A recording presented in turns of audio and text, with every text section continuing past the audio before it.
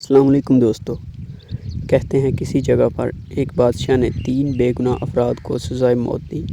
بادشاہ کے حکم کی تعمیل میں ان تینوں کو پھانسی گھاٹ پر لے جایا گیا، جہاں ایک بہت بڑا لکڑی کا تختہ تھا، جس کے ساتھ پتھروں سے بنا ایک مینار اور مینار کے اوپر ایک بڑا پتھر مضبوط رسے سے بندھا ہوا ایک چرخے اور پر جھول رہا تھا۔ رسے کو ایک طرف سے کھینچ کر جب چھوڑا جاتا تو دوسری طرف بندھا ہوا پتھر زور سے نیچے آ گرتا اور نیچے آنے والی کسی بھی چیز کو کچل کر دیتا۔ چنانچہ ان تینوں کو اس موت کے تختے کے ساتھ کھڑا کیا گیا۔ ان میں سے ایک عالم، ایک وکیل اور ایک فلسفی تھا۔ سب سے پہلے عالم کو اس تختے پر عین پتھر گرنے کے مقام پر لٹایا گیا اور اس کی آخری خواہش پوچھی تو عالم کہنے لگا، میرا خدا پر پختہ یقین ہے، وہی موت دے گا اور وہی زندگی بخشے گا، بس اس کے سوا کچھ نہیں کہنا۔ اس کے بعد رسے کو جیسے ہی کھولا گیا تو پتھر پوری قوت سے نیچے آیا اور عالم کے سر کے اوپر آ کر رک گیا۔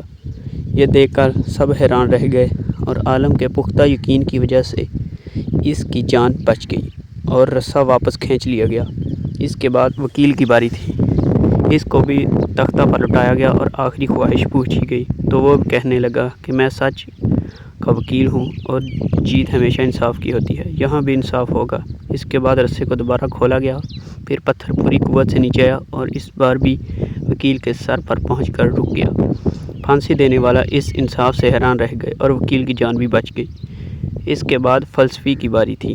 اسے جب تختے پر لٹایا گیا، آخری خواہش پوچھا گیا تو کہنے لگا، عالم کو نہ تو خدا نے بچایا اور نہ ہی وکیل کو۔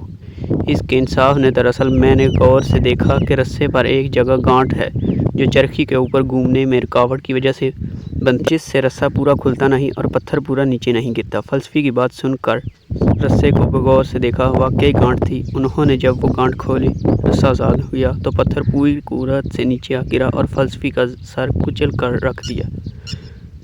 حکایت کا نتیجہ: بعض اوقات بہت کچھ جانتے ہوئے بھی منہ بند رکھنا حکمت میں شمار ہوتا ہے۔